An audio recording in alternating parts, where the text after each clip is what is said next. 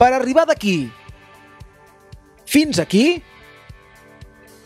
cal recórrer 450 metres o capgirar el dial. Entre els semàfors i la plaça Francesc Macià són 6 minuts a peu. Són dos gegants que es miren de reüll cada dia. Tot i la rivalitat al cim de les audiències, hi ha una passió que els agermana. Aquesta passió té un nom i el sap tothom. Hem tingut la sort de néixer en un país que té el Barça, no? Vull dir, a la vida pot tocar néixer en un lloc on no existeix el Barça, aquí existeix el Barça. Aleshores, quan diem que és més que un club, jo crec que el que estem dient és que és això, és un fenomen sociològic que reverteix sobre la nostra manera d'entendre la vida, el món i la manera de relacionar-nos. Els partits semifinals contra el Milan, d'estar jugant al final, em poso molt nerviós també. Però em costa menys en el camp, hi vaig, de fet, i jo crec que acabaré anant-hi, però em genera un cert conflicte intern. No hi vaig. No, el seguiré a través de la TDP, jo. Normalment el segueixo a través de la TDP, vaig poc al Barça, això.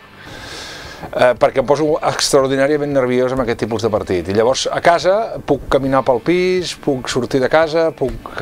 No, ara ho visc amb el meu fill, que ho segueix també al meu costat, i com que escoltem la TDP i el seu pare, el Sergi a la sala d'imatges, doncs comentem coses. Mira què diu el pare, i ara entra, i ara no, i ell va comentant coses, i ho visc molt... M'ho passo molt millor quan ho visc al costat d'ell, francament. Tant els partits del Barça com els del Madrid, que esparejo. Jo quan estic al camp em poso molt nerviosa.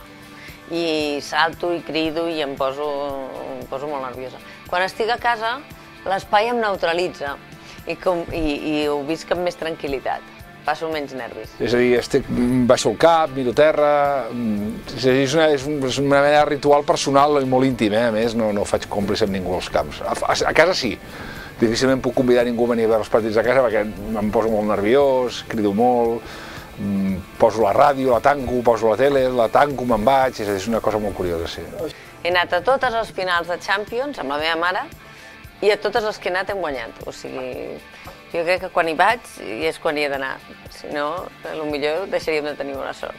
Aquí necessitem guanyar d'una manera molt determinada, perquè forma part de la nostra cultura i és un tret d'identificació de la nostra col·lectivitat que moltes vegades es trivialitza molt amb l'esport, es diu, total és futbol, no, el futbol és cultura i és cultura que retransmet valors i retransmet una manera de ser, no?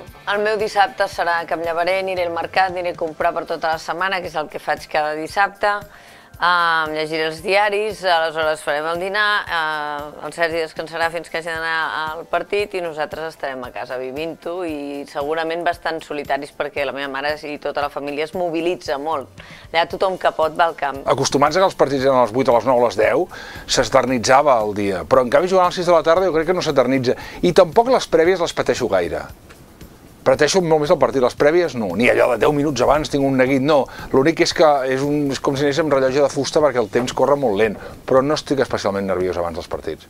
A casa sí, a casa la ràdio va amb mi a tot arreu, o sigui, la tele es queda, però si jo me'n vaig, per exemple, pel carrer, me'n vaig amb una ràdio transistor, a més, no vaig ni amb auriculars ni res, vaig amb un transistor. No, en el meu cas no es pot dissociar, perquè el Barça televisiu jo l'he viscut més a nivell professional, i en canvi el Barça radiofònic l'he viscut perquè evidentment després de seguida vaig començar a treballar amb el Puyal i per tant tota la feina que fèiem en els programes de televisió estaven sempre a cavall entre les transmissions de futbol i la tele. Per tant, vaig de ràdio en ràdio, vaig canviant, vaig amunt, vaig avall, tanco la ràdio, la torno a engegar, baixo el volum i el torno a pujar, depèn si sento la veu del Puyal o del Polvo, de la SER o de la COPE o de la Ràdio Nacional, sento que crida una mica més, penso ha passat alguna cosa o no. O sigui, la ràdio va amb mi i no sé concebre el futbol sense ràdio. Després que el Sergi Cotillas treballa a les transmissions del Puyal des de fa 20 anys i per tant la meva vida amb la TDP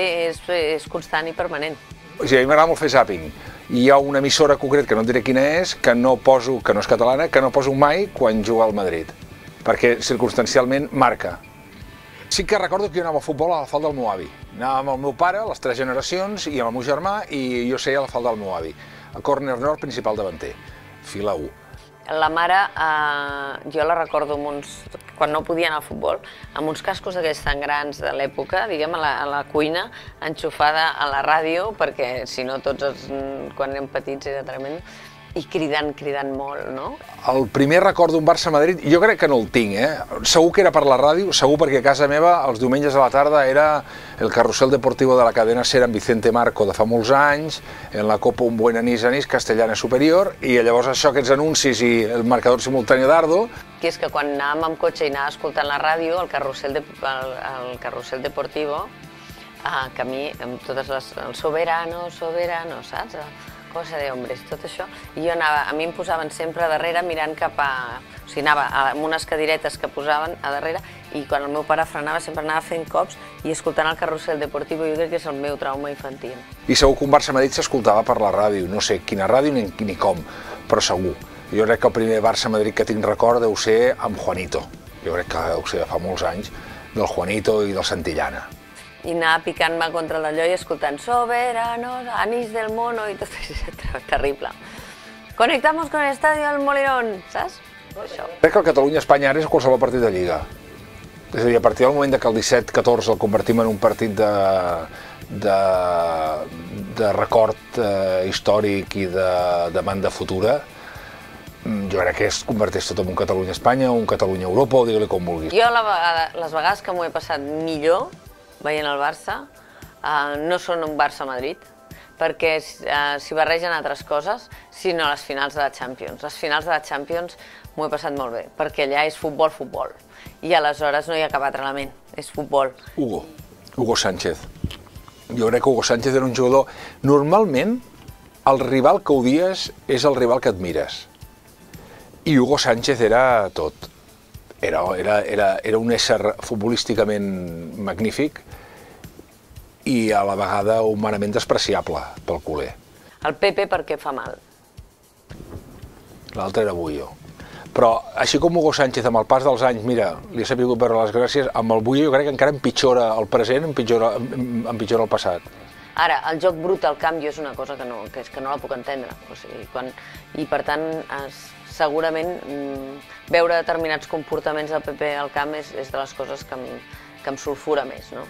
Si el Barça perd, el meu desig és que el Sergi dormi al màxim, diguéssim, es llevi el màxim de tard possible. El Marc també, perquè tots dos ara ja ho porten malament, això. Que la meva mare també dormi tot el dia, perquè si no estarà molt deprimida. Sempre la devoro i ho continuaré fent. El que passa que ho mires amb uns èmfasi i amb menys èmfasi, depèn del resultat, però normalment el llegiré sense cap tipus de problema. Això sí que després hi ha un punt periodístic que jo no me n'escapo. A mi mateix em permeto durant 2 hores a la setmana patir i comportar-me d'una manera, diríem, poc racional a la vida. Aniré a buscar els diaris a les 7 del matí, com faig cada diumenge, i em posaré a llegir diaris i el diumenge s'ha convertit en un dia absolutament laborable per mi, per tant. Que dormin i descansin si perd. Si guanya, cap problema, que es llevin a l'hora que vulguin i riurem i tal, però un post-Madrid-Barça en derrota, el millor que pot passar és que tinguin son. És que si et dic un resultat i... Soc molt dolenta fent porres. És que no ho sé, a mi és que em fa molta por tot, a mi em fa molta por tot. No ho sé, jo espero. Amb això sempre confons els desitjos amb la raó, no? Amb el que et diu la raó. Jo crec que tal com està jugant el Barça serà un resultat baix de gols. 2-0, va. Fora del Barça, esclar. Evident. Però que jo espero que guanyin 2-0 com a mínim.